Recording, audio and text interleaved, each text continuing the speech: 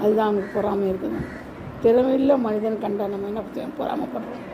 ஒருத்தர் நல்லா இருக்கலாம் அப்படின்னு பொறாமை. அந்தந்த காரியங்கள் தான் நம்மளை விட்டு விளக்கணும். அதனால் நான் நல்லதே நினைக்கணும், நல்லதே செய்யணும், அன்பாகவே இருக்கணும், அன்பாகவே எல்லாத்தையும் பார்க்கணும். அன்பு தான் எல்லாவற்றுக்கும் காரணம். அன்பு தான். அன்பு இல்லாத மனுஷனே இல்லை. மிருகத்துக்கு சமம். அன்பு தான் எல்லாற்றுக்கும் காத்துக்கொள்றது. நம்மளை காத்துக்கொள்றதே அன்பு தான், வேறு எதுவுமே கிடையாது. சரிங்களா? அதனால் பொறாமையை விட்டுட்டு, நம்ம பகையை விட்டுட்டு, விரோதங்களை விட்டுட்டு அன்பாகவே மற்றவர்களை நேசிக்க பழகுவோம். கண்டு விசுவாசிக்கணும், காணாத விசுவாசிக்கணும் பாக்கியவன். நம்ம கண்ட சகோதரி விசுவாசிக்கணும், காணாத தேவன். எப்படி என்ன பண்ண முடியும்? அன்பு செலுத்த முடியாது, விசுவாசிக்க முடியாது, அன்பு செலுத்த முடியாது. நம்ம என்ன செய்யணும்?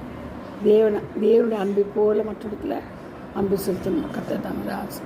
இந்த வசனங்களை ஆசீர்வதிப்பாராக.